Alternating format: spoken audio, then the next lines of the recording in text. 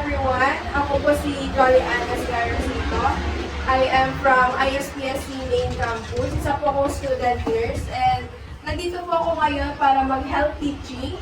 Ito po ay to know, para po sa inyo, to know the right information during pregnancy and to prevent complications and problems. And this is also to help you understand what to do and when to seek help immediately. And I will just want to ask po kung ano po ang prefer nyo pong language or dialect po na gamitin natin throughout the health teaching po. Tagalog, sige po. And meron po tayong pamphlet po rito. This is a guide throughout our health teaching, mga ma'am. Pakipasa na lang po.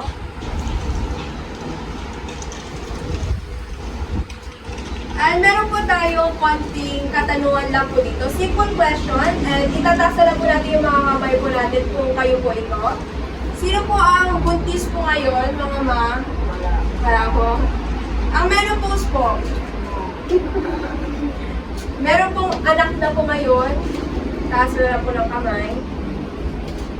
May narinig na pong paniniwala tungkol po sa pagbubuntis. Meron. Taas po.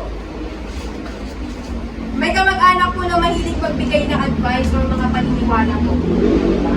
Wala. So, ito pong mga tinanong ko po sa inyo, it means po na marami na po talaga kayong karanasan. Kaya mahalagang pag-usapan po natin ito. So, for today, we will take two important topics po. The first topic is the bleeding o pagdurugo during pagbubuntis. At yung pangalawa naman po ay yung mga myths or mga paniniwala po natin during and after giving birth. So, alam ko po may sarili-sarili na po tayo naisip na about sa topics na to, sa dalawang importanteng topics na to. Ang tanong ko po, bakit po ba importante na anuin po natin, i-discuss po natin ang ganitong mga topic? Para may kaalaman. Yes po, para po may kaalaman. So, it is important because to gain knowledge, also because it affects the safety of the mother and the baby. So, we will move on for the first topic, which is the bleeding during pregnancy. So, always remember po, if there is any bleeding during pregnancy, it is abnormal. So, kaya, if meron pong bleeding, it should be taken seriously. So, if a pregnant woman experiences bleeding o pagdurugo, kailangan po na pumunta na po siya sa malalapit na yes po, hospital, health center, RHU, yan po yung mga kailangan po nilang puntahan agad. So, huwag po natin hintayin na stop pa po yung bleeding before po tayo pupunta doon sa mga doktor. So, early treatment can help save the life of the baby and the mother. Yung pregnancy po, meron po siyang 3 parts. First trimester, second trimester, and also the third trimester. So, first trimester po, it is for 1 to 3 months. Ang pagdurugo po, it can cause infection, pagkakunan or miscarriage. Yung ectopic pregnancy po or yung pagbubuntis sa labas ng mattress po. Sa second trimester naman po, 4 to 6 months, ito po ay, ang cause ng pagdurugo po ay hindi pa rin po normal. Bakit po ba? Maaaring ito po ay sanyo pa rin po ng infection, ang pagsobrang pagod ng mother, and also ang matinding pagkikilos ng mother. Kapag may pagdurugo po sa second trimester, need pa rin po na magpa-check up or pumunta sa mga doktor. Sa third trimester naman po, for 7 to 9 months naman po until the baby is born, bleeding can also happen in late pregnancy. Hindi lang po sa first trimester at second trimester na meron pong pagdurugo. Meron din po sa third trimester. And ito po because of placenta previa, abruptio placenta, and also early labor. So, a pregnant woman should watch out for danger signs, such as yung pagdurugo po, pinaka-importante po yan. Yung pagsakit po ng tiyan at saka pagsakit po ng Yun. Ang pagkalino rin po, kailangan po natin ano yung mga signs na gano'n.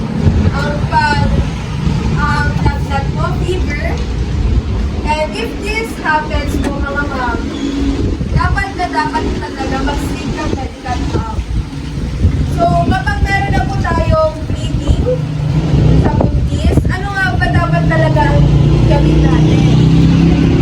So, first, ang buntis dapat ay mag-rest at huwag na huwag natin paggawan ng mga heavy activities, yung mga mabibigat.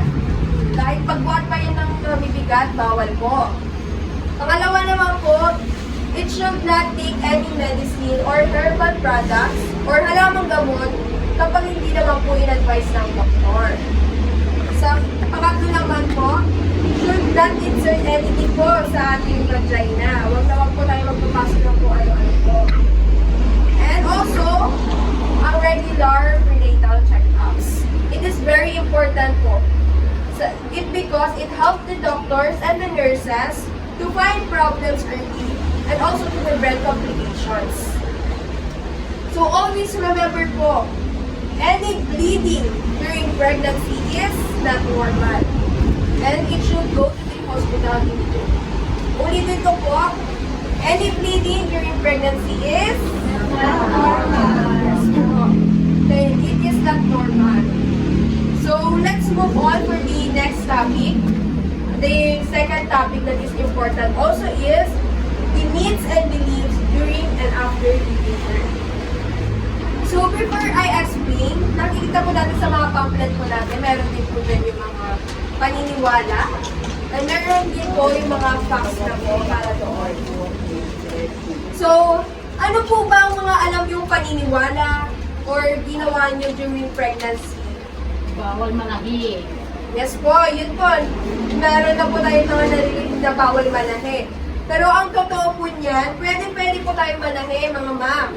Basta malinis at hindi naman po nakaka-stress sa katawan po natin. Ang tunay na panganib po ay hindi sa pananahi, kundi po sa kalinisan at pagbabalat ng katawan. Meron pa po ba yung mga alam niyo po during pregnancy po? Bawal maligo po, yan po. Marami po nagsasabi na bawal po maligo yung mga buntis. Pero ang totoo po, taking a bath, it helps to prevent infection. Kaya kailangan po talaga maligo. And it keeps the body clean also. So, use warm water and avoid very cold water lang po. If hindi naman po yun bawal, as long as hindi naman po sinasabi ng mga doktor sa atin, na-advise sa mga doktor. Sa mga paniniwala nyo naman po after pregnancy or pagkatapos po natin mga ano po yung mga naririnig nyo po? Yes po, bawal uminom ng malamig na tubig. Marami na po nagsasabi ng gano'n po. Pero ang totoo po, kailangan po ng tubig ng mga mother, lalo pagod din po sila na, yes po, lalo pagod din sila ng anak. Siyempre, the mother be hydrated. Kahit mainit o malamig ang inumin, pwede po. Iwasan lang ang super malamig. Tulad ito ng discomfort sa nanay. Hindi po okay sa mami, huwag po pinom na malamig na tubig. Nasa mother na po yun kung ano po ang gusto niya. Pero hindi po ito bawal sa mga. Ano pa po yung mga alam niyo po? Ay, bawal uminom ng tubig. Malamig na tubig. Yes, bawal po. manahi. Bawal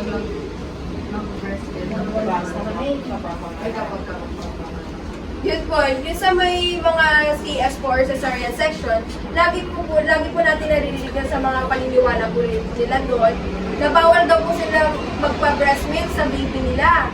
Pero ang totoo po niyan, pwede po at ini-encourage po talaga sa mga buntis na mag-breast milk ay magpa-breastfeeding sa mga baby. Bakit nga po ba? As long as the mother is stable po. So, yung breast milk po, it is very important. Lalo, ito pong breast milk, ito na po yung safest food for sa mga baby. Safest and the best food for the baby. So, yung mga nanganak na po, nagpa-breast milk po ba kayo sa mga baby nyo po noon? It is very important po na breast milk po ipainom po natin. For 6 months po mga ma'am.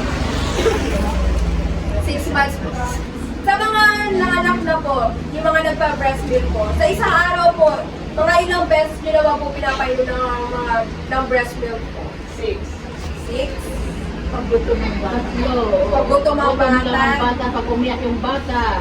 Ang totoo po niyan mga ma'am, dapat po sa isang beses po, 8 na beses po natin pinapa-breast milk ang baby, breastfeeding.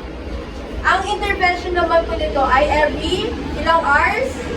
3 hours. 3 hours po natin basta breast milk. So, meron pa po ba kayong mga alam na mga paniniwala? Wala na po. So, meron din po ako idadagdag yung pagtatali or iniipit po yung sa may well po, big kiss po. Ang tawag po yung mga ibang mga matatanda doon sa baby. Ay, ang totoo po niyan, mali po na iniipit or talagang pinatali po yung sa may tiyan. Kasi po pwede po yung magdulot ng infection mga ma'am. Lalo na pwede po mapinsala yung baby. So, wala na po ba na mga beliefs o paniniwala? So, I believe po that all the beliefs, traditional beliefs, myths, it should be respected. But because they are part of our culture and also family traditions, lalo na po yung mga beliefs sa paniniwala po natin ay napapass down from our grandparents to parents hanggang sa inyo na rin po. And this is also how they care for the mother and all the baby. However, nandito po ako to correct and forgive updated health information na ibibigay ko po sa inyo. And this is based on medical evidence. My goal is not to remove your paniniwala or your beliefs po mga ma'am. Pero nandito po ako to help you understand which practices are right, safe, and also the correct for the safety of the mother and the baby. So, always consult a health professional po. So, this ends po. Ang always reminder ko lang po, kapag meron pong bleeding during pregnancy, it is? Yes po. Lakasan pa po natin. Not normal! Yes po. It is always not normal po. Basta po may bleeding. And also, correct information naman po sa mga paniniwala po natin is better than myths. Lagi mong mas nakakaangat po ang correct information for the health and the safety of the mother and the baby. Always consult doctor, RHU, health center, hospital, yung mga yan po. So, thank you very much po for listening. Remember that any bleeding during pregnancy is not normal and correct